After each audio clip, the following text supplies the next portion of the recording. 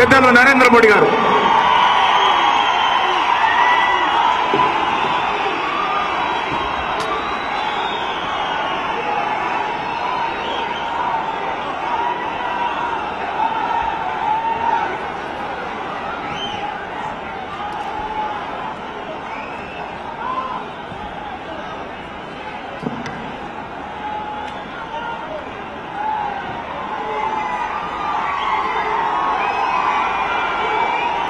Bharatiya Janata party के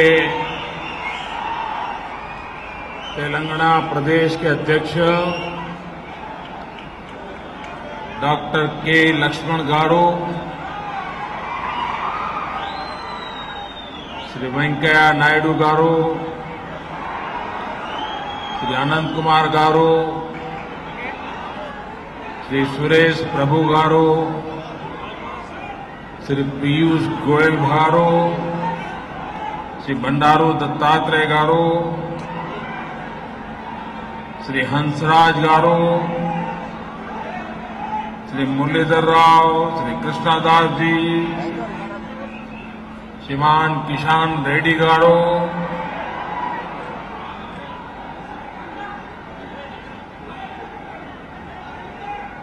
मंच पर विराजमान सभी वरिष्ठ महानुभाव,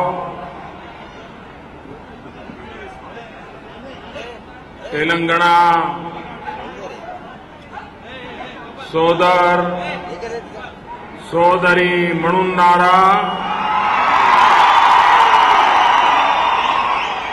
अन्नदरी कार्यकर्तालू ना नमस्कारम.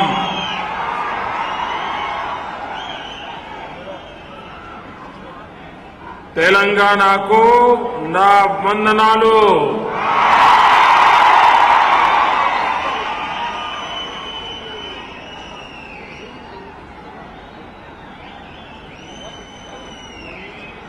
मुझे लगता है कि हैदराबाद नए इतिहास बनाने में बड़ा मशहूर है.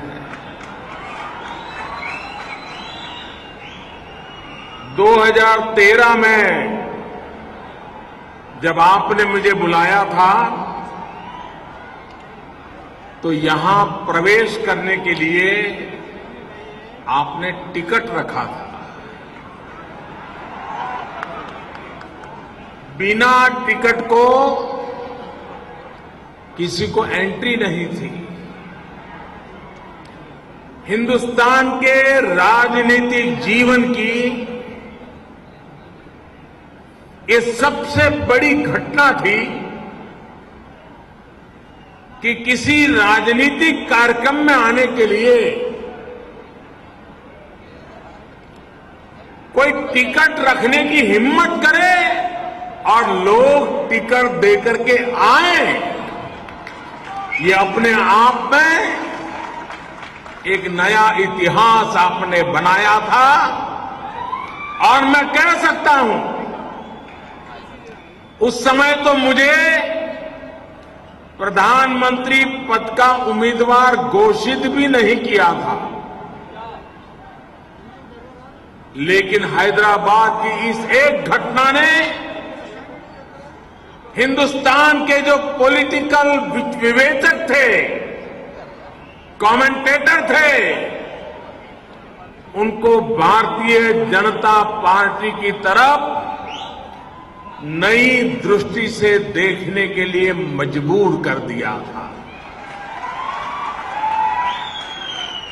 आज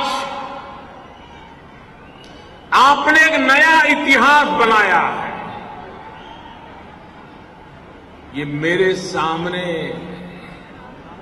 ये जो हजारों लोगों का जन सैलाब दिख रहा है, ये भीड़ नहीं है.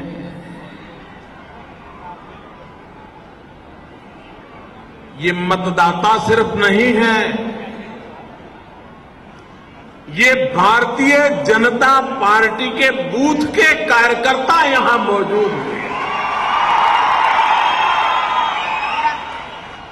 मेरे सामने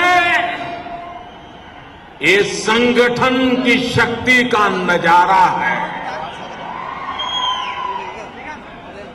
बड़ी से बड़ी जनसभा करना मुश्किल नहीं है, लेकिन हर पोलिंग बूथ से चुने हुए, तय किए हुए कार्यकर्ताओं को डिसिप्लिन में लाना, ये बहुत बड़ा काम होता है। मैं प्रदेश अध्यक्ष जी को, उनकी पूरी टीम को, आप सबको लाख लाख अभिनंदन करता हूं, बहुत बहुत धन्यवाद करता हूं। भाइयों बहनों, आप भले बूथ के कार्यकर्ता हो, आप भले एक छोटे से बूथ को संभालते हो, आप भारतीय जनता पार्टी का झंडा लेकर के जूझते हो, लेकिन मैं आज कुछ और देख रहा हूं। मुझे दूर का दिखाई दे रहा है, मुझे कुछ और नजर आ रहा है। और मुझे ये न सिर्फ भारतीय जनता पार्टी की संगठन की शक्ति नजर आ रही है, मुझे ये तेलंगाना का भविष्य नजर आ रहा है। ये तेलंगाना का भविष्य मैं मेरे सामने देख रहा हूं।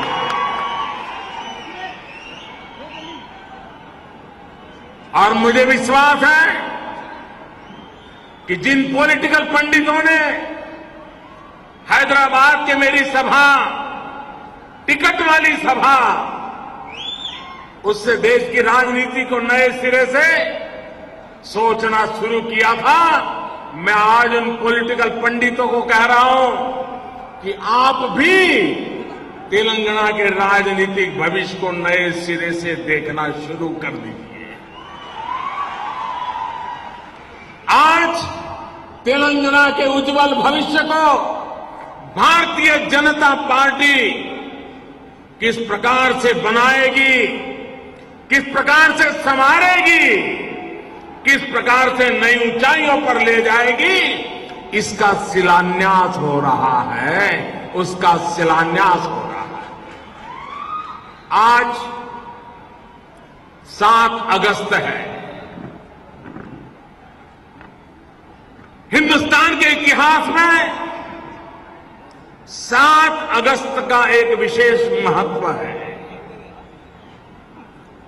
आजादी का आंदोलन, स्वदेशी की भावना, उसको एक नई ताकत मिली थी 7 अगस्त को। और जब हमारी सरकार बनी तो हमने 7 अगस्त को हैंडलूम डे के रूप में मनाना तय किया। आज 7 अगस्त हैंडलूम डे है और मैं प्रदेश अध्यक्ष का आभारी हूं कि उन्होंने मुझे ये हैंडलूम का तोहफा देकर के मेरा सम्मान किया। ये तोहफा उन बुनकरों का है, ये तोहफा मेरे देश के कोटि कोटि वीवर्स का है, मेरे देश के कोटि कोटि खादी को समर्पित मेहनतकश लोगों का तोहफा है। मैं इसको सर झुका करके स्वीकार करता हूं और उन सबके प्रति आदर व्यक्त करता हूं। आज 7 अगस्त के सम्मान में, इन मेरे बुनकर भाइयों के सम्मान में, इन मेरे वीवर के सम्मान में, यहां उपस्थित सब लोगों से मैं एक काम कहना चाहता हूं। करोगे? करोगे? करोगे? अपने मोबाइल फोन को निकालिए और उसकी फ्लैश लाइट कीजिए। एक साथ चारों तरफ लाइट जलाइए। बुनकरों का सम्मान कीजिए, मंच वालों के पास हो तो भी करें। सबके मोबाइल फोन की लाइट जलनी चाहिए। एक सबके साथ किसी कोने में जरा टीवी कैमरा वाले देख लीजिए नजारा, सारे के सारे मोबाइल फोन की लाइट जलाइए। सबके सब ये मेरा साथ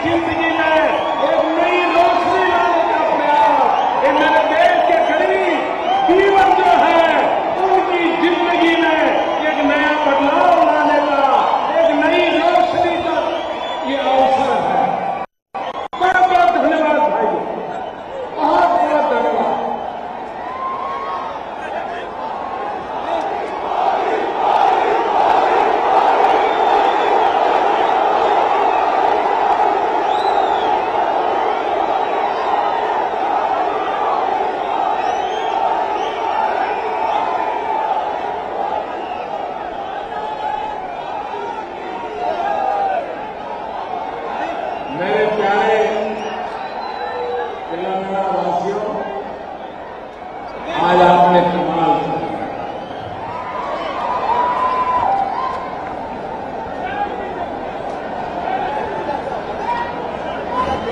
जब देश की जनता ने 30 साल के बाद एक पूर्ण बहुमत वाली सरकार बनाई,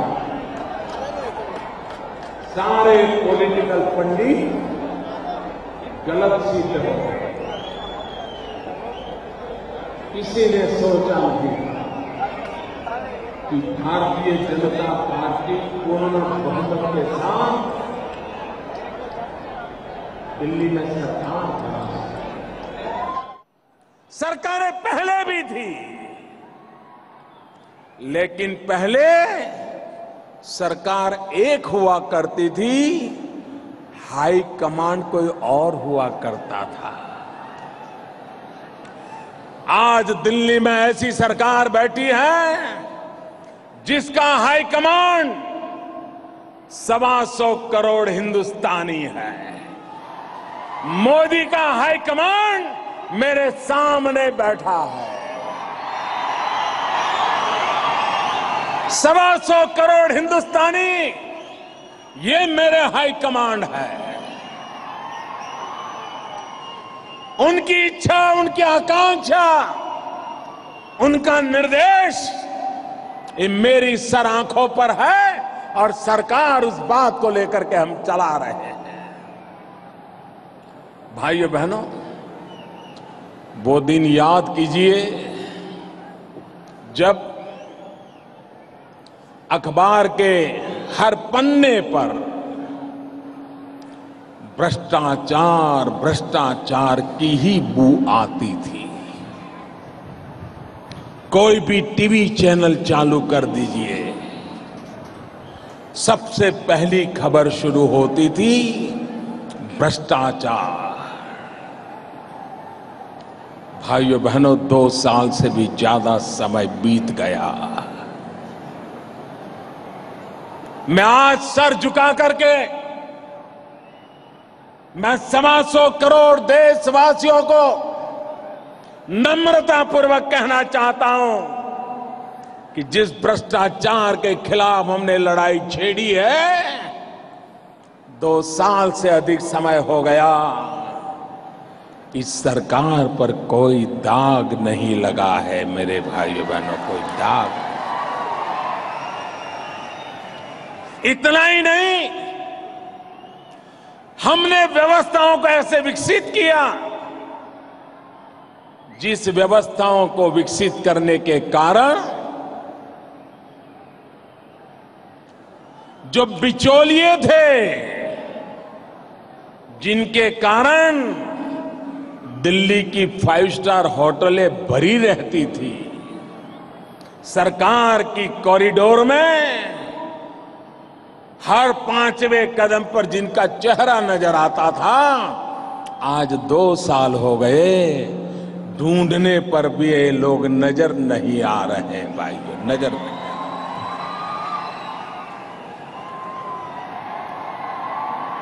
ये गरीब जनता का पैसा है, इसे किसी को लूटने नहीं दिया जाएगा।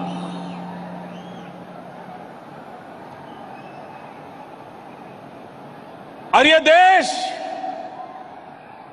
एक समय था जब लाल बहादुर शास्त्री ने आह्वान किया था, जय जवान जय किसान का मंत्र दिया था। देश में अन्न की कमी थी, देश को लड़ाई लड़ने की नौबत आई थी। तब लाल बहादुर शास्त्री ने कहा था देशवासियों को कि आप सप्ताह में एक दिन एक समय खाना छोड़ दीजिए। और इस देश के करोड़ों लोगों ने सप्ताह में एक दिन एक समय का खाना छोड़ दिया था।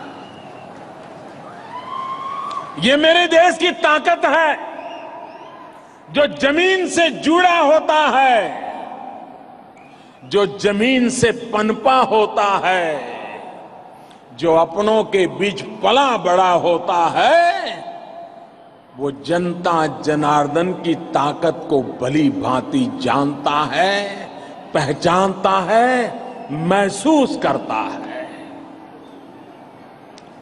जब मुझे दायित्व मिला, मैंने देशवासियों को चलते चलते ऐसे ही कह दिया कि अगर आप के पास आर्थिक स्थिति अगर ठीक है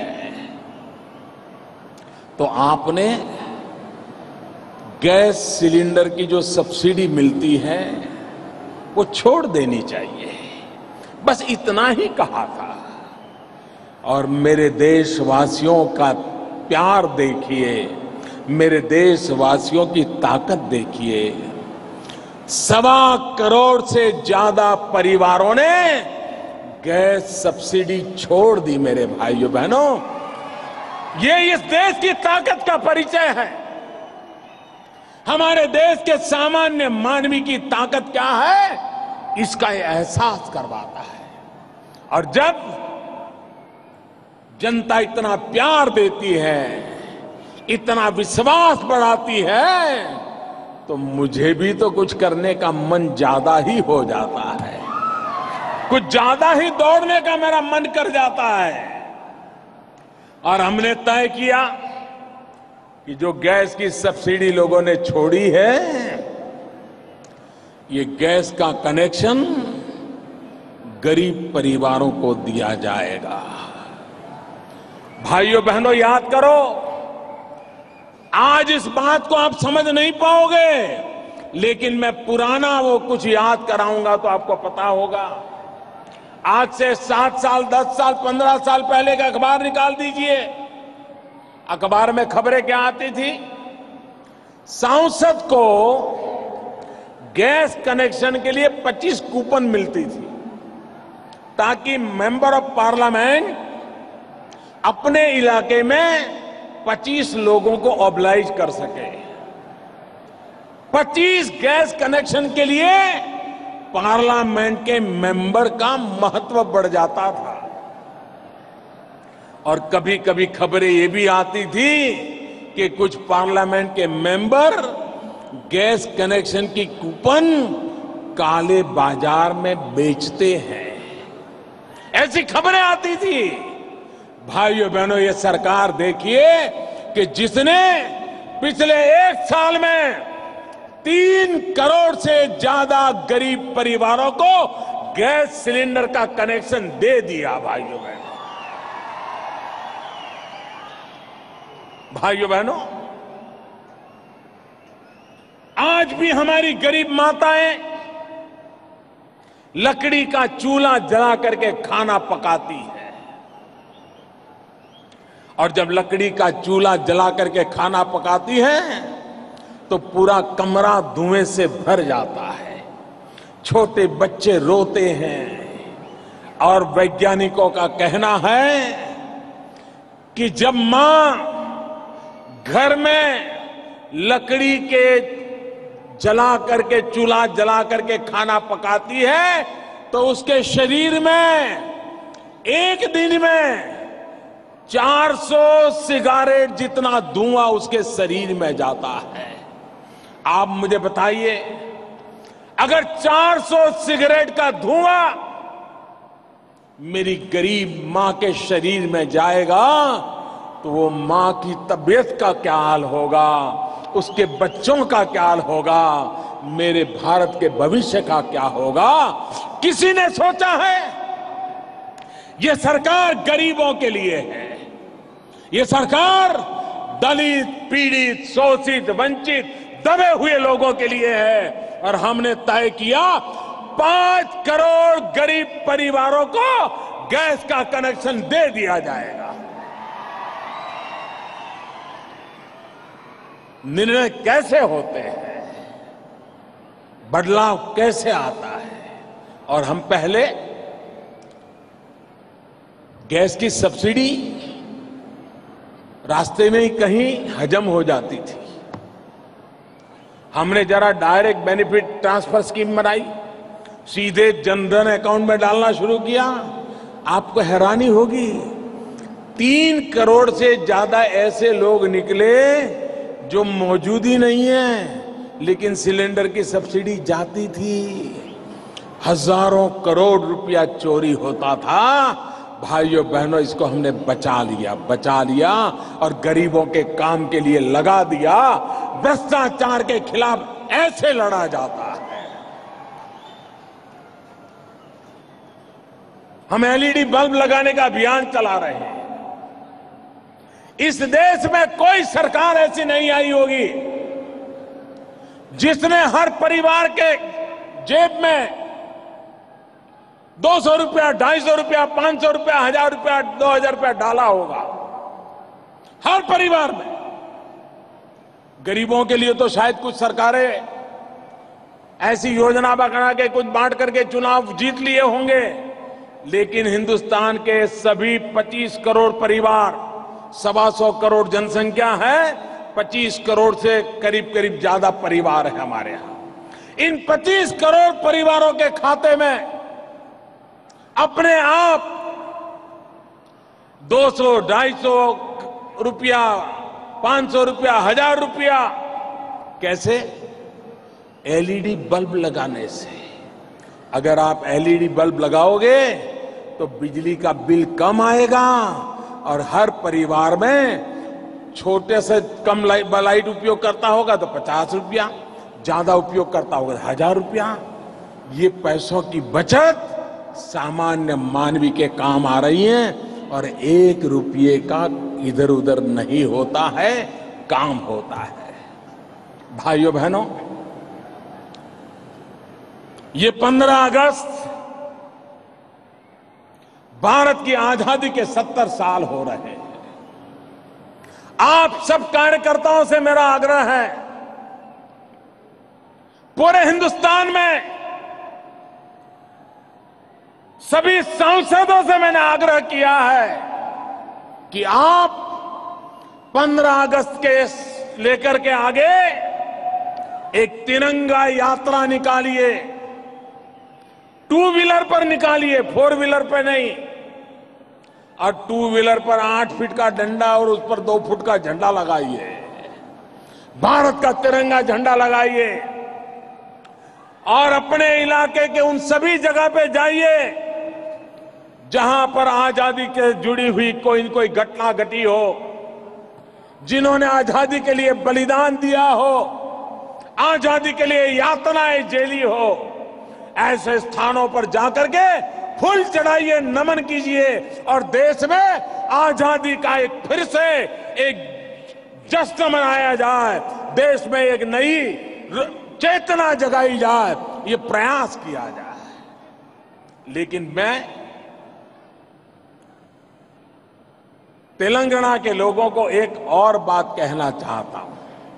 हिंदुस्तान में तो 15 अगस्त से 7 दिन के लिए सब लोग तिरंगा यात्रा निकालेंगे, लेकिन आप आप 7 दिन के लिए नहीं, 17 सितंबर तक निकालिए। 15 अगस्त से 17 सितंबर तक निकालिए। और 17 सितंबर इसलिए नहीं कि नरेंद्र मोदी का जन्मदिन है। 17 सितंबर इसलिए कि मां भारती के संतान लौह पुरुष सरदार वल्लभ भाई पटेल ने आपको आजादी दिलाई थी। देश आजाद होने के 13 महीने के बाद आप आजाद हुए थे। और इसलिए 15 अगस्त से 17 सितंबर तक पूरे तेलंगाना में ये तिरंगा यात्रा निकाली जाए। और भाइयों बहनों, जब मैं तिरंगा यात्रा की बात करता हूं तब ये बात सही है कि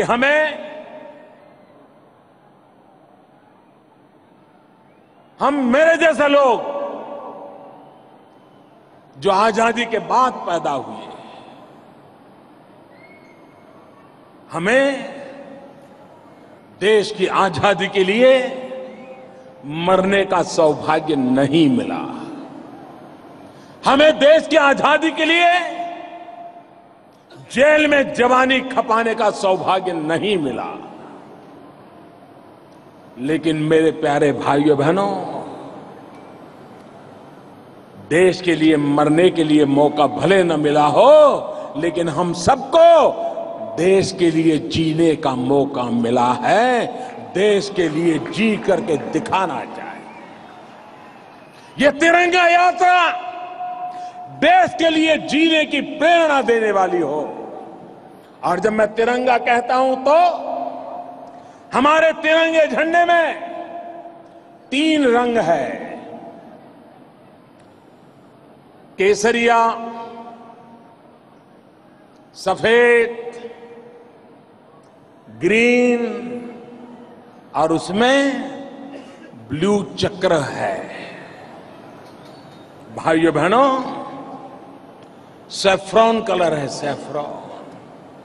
और मैं कहता हूं देश में सैफ्रॉन रिवॉल्यूशन होना चाहिए।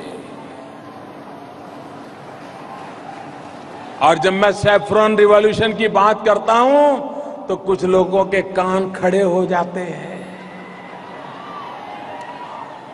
बड़े उनकी नींद हराम हो जा रही है कि मोदी कहां से सैफ्रॉन रिवॉल्यूशन लाया।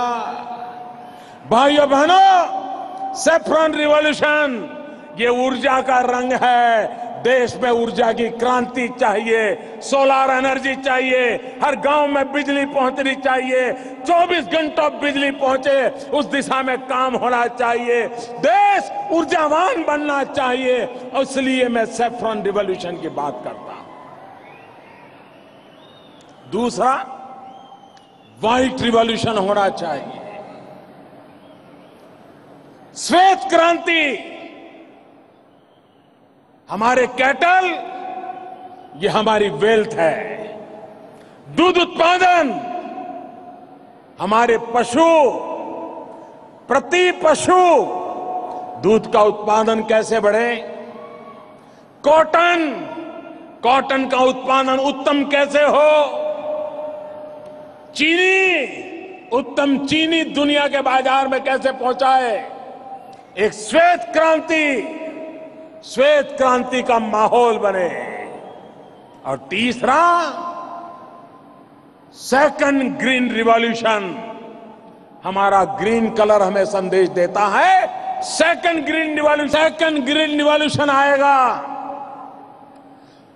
कृषि में टेक्नोलॉजी लाने से। ड्रिप इरिगेशन, स्प्रिंकलर, आधुनिक खेती, उस पर बल देना है। प्रति हेक्टेयर उत्पादन बढ़े, भारत की आवश्यकताएं पूरी हो, खेती में हम नई क्रांति करें। और उसमें एक है ब्लू कलर का अशोक चक्र। ये ब्लू कलर ब्लू रिवॉल्यूशन का संदेश देता है, ब्लू इकोनॉमी का संदेश देता है। और ये ब्लू कलर समंदर के साथ जुड़ा हुआ है। हमारे मछुआरों की जिंदगी बदले, हमारे मछुआरों की जिंदगी में आर्थिक संपन्नता आए, हमारा सामुद्रिक व्यापार बढ़े, हम समुद्र में शक्तिशाली बने, संपन्न बने। इसलिए हमारा ब्लू रिवॉल्यूशन होना चाहिए। और साथ साथ ब्लू रिवॉल्यूशन एनवायरमेंट की भी बात करता है, एनवायरमेंट की भी बात करता है। हमारा आसमान नीला रहना चाहिए, हमारा आसमान काला नहीं होना चाहिए। और इसलिए manufacturing zero defect, zero effect, ये ब्लू रिवॉल्यूशन का संदेश लेकर के ये तिरंगा यात्रा हम निकाले, हिंदुस्तान के हर उस जगह पे पहुंचे और उसके साथ साथ देश के लिए जान की बाजी लगाने वाले हमारे पूर्व सैनिक, जिनको हमारी सरकार ने 1 रैंक 1 पेंशन दिया, 3 दशक से देश की सेना के जवान जो देश के लिए मरते थे, देश के लिए जीते थे, देश के लिए जी जान से कुर्बानी देने के तैयार थे, 3 दशक से उनके पेंशन के प्रश्नों को हल नहीं किया जाता था। हमने 1 रैंक 1 पेंशन देकर के उस समस्या का समाधान किया। ये तिरंगा यात्रा के साथ सभी पूर्व सैनिकों का सम्मेलन किया जाए, उनके बलिदानों को याद किया जाए, उनकी त्याग तपस्या को याद किया जाए, मां भारती के रखवालों का सम्मान किया जाए। ये हम तिरंगा यात्रा के द्वारा हम करना चाहते हैं। भाइयों बहनों, अभी अभी पार्लियामेंट में आजादी के बाद का सबसे बड़ा आर्थिक दृष्टि से रिफॉर्म का काम हुआ। जीएसटी का बिल 8 तारीख को फाइनल रूप पास हो जाएगा। लोकसभा राज्यसभा से एक बार निकल चुका है। एक बहुत बड़ा काम हुआ है। आर्थिक रूप से हमने प्रधानमंत्री जनधन योजना के द्वारा देश के गरीबों को अर्थव्यवस्था की मुख्य धारा में लाए, एकता का एक संदेश दिया। जीएसटी के द्वारा देश में एक प्रकार की कर प्रणाली से हिंदुस्तान में आर्थिक एकता का नया कदम हम आगे बढ़ाने जा रहे हैं। एक भारत श्रेष्ठ भारत, एक भारत की दिशा में जीएसटी एक महत्वपूर्ण कदम है जो हमने उठाया है। और मैं सभी दलों का आभारी हूं, सभी दलों का आभारी हूं जिन्होंने इस काम में सरकार की मदद की है और महत्वपूर्ण निर्णय पर पहुंचे हैं।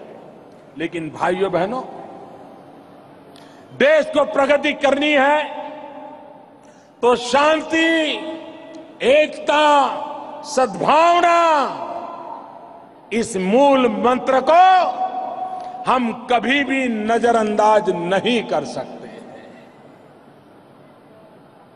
समाज की एकता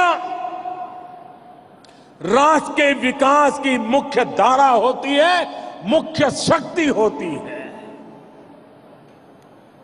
लेकिन कभी कभी ऐसी घटनाएं आती है सामने, माथा शर्म से झुक जाता है, असह्य पीड़ा होती है। समाज का जो नीचे के तबका का व्यक्ति है, दलित हो, पीड़ित हो, शोषित हो, वंचित हो, ये हम सबका दायित्व है उनकी रक्षा करना, हम सबका दायित्व है उनका सम्मान करना, उनको सुरक्षा देना। हजारों साल से हमारे समाज में कुछ बुराइयां आई हैं, कुछ दोष आए हैं, स्पृश्यता वेद घुस गया है। रामानुजाचार्य से लेकर के महात्मा गांधी तक सभी महापुरुषों ने ये समाज के अंदर जो बुराइयां हैं, कमियां हैं, उसके खिलाफ लड़ाई लड़ी है। लेकिन यह बात मानना पड़ेगा कि आजादी के 70 साल के बाद भी हमारे समाज में अभी भी कुछ कमियां हैं, कुछ बुराइयां हैं, और वो कहीं ना कहीं विकृत रूप लेकर के बाहर निकलती है। ये मानवता के खिलाफ गुनाह है। क्या कारण है कि हम हमारे दलित भाइयों को प्रताड़ित करें? क्या हक दिला है हमको? क्या देश में समाज के इन वर्गों को మెదక్ జిల్లా जो గజ్వేల్ सदियों से नियोजकवर्गం जेलते आए हैं, क्या अब भी उनको जेलने के लिए मजबूर किया जाएगा? लेकिन भाइयों बहनों, समाज की एकता हमारी प्राथमिकता होनी चाहिए। भाषा के आधार पर, जाति के आधार पर, संप्रदाय के आधार पर, ऊंच नीच के आधार पर, स्पृश्य के आधार पर समाज को बांटने नहीं दिया जाएगा और नहीं बांटने दिया जाना चाहिए। कोई शास्त्र इसकी अनुमति नहीं देता है। अरे हम वो लोग जो वसुधैव कुटुंबकम की बातें करते हैं, पूरे विश्व को एक परिवार की बातें करते हैं, और अपने ही दलित भाई को अपना नहीं बना सकते। हम ही तो वो लोग हैं जो आत्मवत् सर्वभूतेषु उसके बड़े बड़े ज्ञान परोसते रहते हैं, लेकिन हम ही अपनों को उस आत्मा का अंश मानने को तैयार नहीं है, तो देश और दुनिया हमें माफ नहीं करेगी। लेकिन भाइयों बहनों, मैं जानता हूं यह समस्या सामाजिक है, समाज के अंदर आई हुई बुराइयों का परिणाम है, और सदियों से ये हमारे जहन में घुस गया है। हमें एक्स्ट्रा केयर लेकर के, अधिक परिश्रम करके, अधिक जागरूक रह करके समाज को इस संकटों से बचाना होगा। और हम भारतीय जनता पार्टी के कार्यकर्ता, जो समाज की एकता, देश की एकता के लिए निकले हुए लोग हैं, हम लोगों ने इस प्रकार की प्रवृत्ति करने वाले लोगों को बेनकाब करना होगा। यह सामाजिक समस्या है, उसका जितना ज्यादा राजनीतिकरण होगा, यह समस्या और बिगड़ती जाएगी। जो लोग इस सामाजिक समस्या का समाधान चाहते हैं, उनसे मेरी करबद्ध प्रार्थना है कि समाज में बिखराव पैदा करने वाली राजनीति का रास्ता छोड़ दे। समाज को तोड़ने वाली राजनीति से देश का भला नहीं होगा। मैं जानता हूं इन दिनों इन विषयों पर हमारे खिलाफ ये ज्यादा तूफान क्यों खड़ा किया जाता है? क्योंकि जो लोग मानते थे कि दलितों के वोट के वो ठेकेदार है,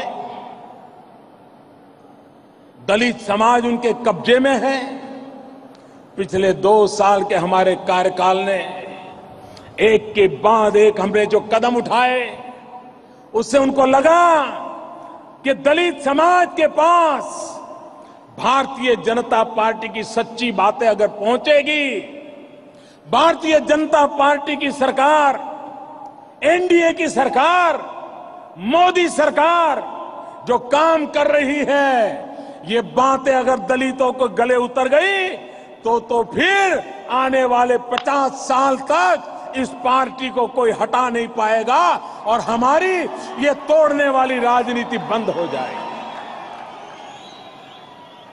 जब हमने बाबा साहब आंबेडकर के 125 साल मनाने का तय किया, पहली बार हिंदुस्तान की पार्लियामेंट ने 2 दिवस बाबा साहब आंबेडकर के 125 साल निमित्त चर्चा की। जब बाबा साहब आंबेडकर की जन्म जयंती मना रहे थे, 125 साल निमित्त पहली बार यूनाइटेड नेशन में बाबा साहब आम्बेडकर की जन्म जयंती मनाई गई। पहली बार दुनिया के 102 देशों में बाबा साहब आम्बेडकर की जन्म जयंती मनाई गई। ये लोग बौखला गए। 70 साल तक उनको तो नहीं सूझा कि भारत के इस महापुरुष को, विश्व मानव को विश्व के सामने रखना चाहिए। अभी मैं अमेरिका गया था। यूएस कांग्रेस में मुझे भाषण देने का अवसर मिला। पहली बार अमेरिकन कांग्रेस के सामने, अमेरिका के गणमान्य नेताओं के सामने मैं हिंदुस्तान के जिन महापुरुषों को याद किया, उसमें स्वामी विवेकानंद को याद किया, महात्मा गांधी को याद किया, तो बाबा साहब आम्बेडकर को याद किया था। बाबा साहब आम्बेडकर के प्रति हमारा समर्पण है। भाइयों बहनों, हिंदुस्तान में हमने पंचतीर्थ का निर्माण किया। आजादी के इतने साल के बाद भी बाबा साहब आम्बेडकर को सम्मान देने का इनको कभी सूझा नहीं था। बाबा साहब आम्बेडकर का जन्म स्थान मऊ, मध्य प्रदेश में भारतीय जनता पार्टी आई तो उसको भव्य स्मारक में हमने परिवर्तित किया। भाइयों बहनों,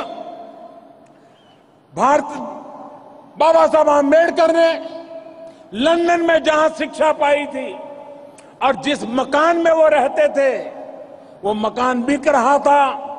हमें पता चला, महाराष्ट्र सरकार के साथ मिलकर के बाबा साहब आम्बेडकर के लंदन के मकान को हमने एक तीर्थ के रूप में डेवलप कर दिया।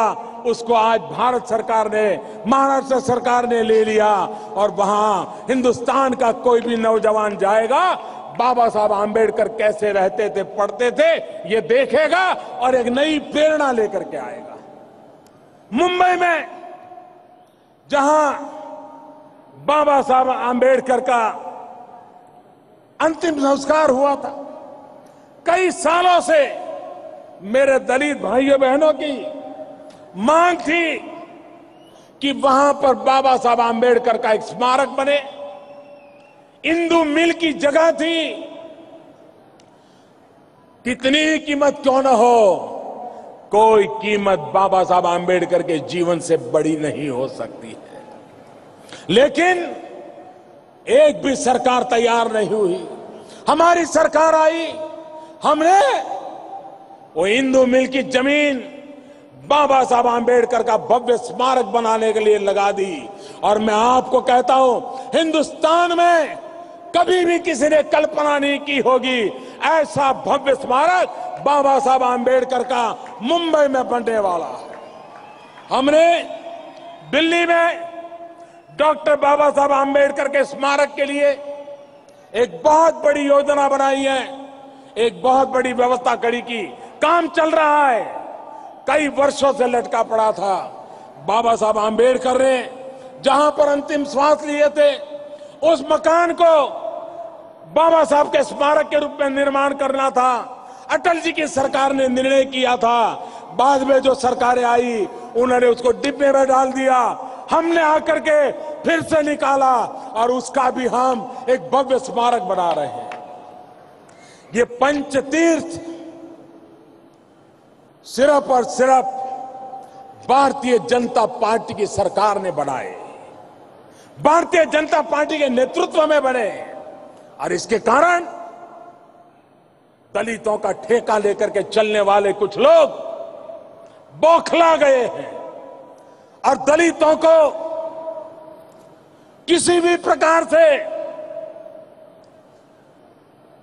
पीड़ित करके इश्यू खड़ा करने के खेल खेले जा रहे हैं। मैं ऐसे लोगों को कहना चाहता हूं, अगर आपको कोई तकलीफ है तो वार करना है तो मुझ पे करिए। मेरे दलित भाइयों पर वार करना बंद कर दीजिए। वार करना है तो मुझ पे कीजिए, गोली चलानी है तो मुझ पे चलाइए, मेरे दलित भाइयों पर मत चलाइए।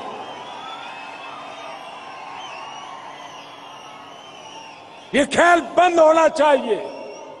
और इसलिए मेरे प्यारे भाइयों बहनों, हमने एक startup India, stand up India योजना चलाई। हमने निर्णय किया हर बैंक दलित और आदिवासी को और एक महिला को 50 लाख से 10 करोड़ रुपया की बैंक की लोन देगी। मेरा दलित भाई नौकरी तलाशने वाला नहीं, नौकरी देने वाला बनना चाहिए। वो जॉब सीकर नहीं, वो जॉब देने वाला बनना चाहिए। और उस पर हमने काम किया। इसकी परेशानी हो रही है। मैंने एक दलित चैम्बर ऑफ कॉमर्स दी की, इसको बढ़ावा दिया। दलित एंटरप्रेन्योर का सम्मेलन किया। देश भर से 3000 से ज्यादा दलित एंटरप्रेन्योर आए और मैंने देखा कि मेरे इन दलित एंटरप्रेन्योर्स में मेरे देश को बदलने की ताकत है। मैं उनको बल दे रहा हूं, ताकत दे रहा हूं। इसके कारण कुछ लोगों को परेशानी हो रही है। और इसलिए भाइयों बहनों, मैं आज कहना चाहता हूं कि जिस प्रकार से दलितों के नाम पर राजनीति करके देश को तोड़ने की, समाज में तरह दीवारें खड़ी करने की कोशिश हो रही है, वो कभी भी देश का भला नहीं करेगी। दलित समाज का कल्याण देश का कल्याण है। अरे देश की आजादी के लिए मर मिटने वालों में दलित पीछे नहीं थे। आज भी हमारी सेना में मां भारती के लिए बलिदान देने वालों में दलित पीछे नहीं होते हैं। लेकिन समाज की बुराई आज भी समाज को तबाह कर रही है। और इसलिए मैं आज हैदराबाद की धरती से समग्र देशवासियों से आग्रह पूर्वक कहना चाहता हूं, मनुष्य के बीच भेदभाव ये हमें मंजूर नहीं होना चाहिए। देश की एकता यही देश की अमानत है, यही देश का भविष्य है। और इसलिए भाइयों बहनों, एक भारत श्रेष्ठ भारत, सबका साथ सबका विकास, इस मंत्र को लेकर के हम जब आगे जाना चाहते हैं, तब मैं तेलंगाना भारतीय जनता पार्टी के बूथ के कार्यकर्ताओं में एक नई आशा देख रहा हूं, नई चेतना देख रहा हूं, नया सपना देख रहा हूं। मैं यहां तेलंगाना का भाग्य देख रहा हूं। मुझे आज आपके बीच आने का अवसर मिला। इतना भव्य समारोह आपने आयोजित किया, संगठन की शक्ति के दर्शन कराए।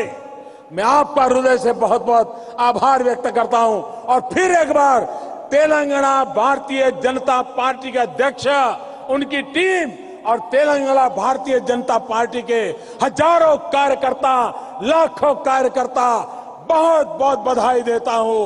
मेरे साथ पूरी ताकत से बोलिए, दोनों मुट्ठी बंद करके बोलिए, भारत माता की आवाज पूरे हिंदुस्तान में पहुंचनी चाहिए। भारत माता की, भारत माता की। आपने आयोजित किया, संगठन की शक्ति के दर्शन कराए। मैं आपका हृदय से बहुत बहुत आभार व्यक्त करता हूं। और फिर एक बार तेलंगाना भारतीय जनता पार्टी के अध्यक्ष, उनकी टीम और तेलंगाना भारतीय जनता पार्टी के हजारों कार्यकर्ता, लाखों कार्यकर्ता, बहुत बहुत बधाई देता हूं। मेरे साथ पूरी ताकत से बोलिए, दोनों मुट्ठी बंद करके बोलिए, भारत माता की आवाज पूरे हिंदुस्तान में पहुंचनी चाहिए। भारत माता की, भारत माता की, भारत माता की। मैं बोलूंगा हम सब, आप बोलेंगे एक है। हम सब, हम सब, हम सब, हम सब, हम सब। बहुत बहुत धन्यवाद।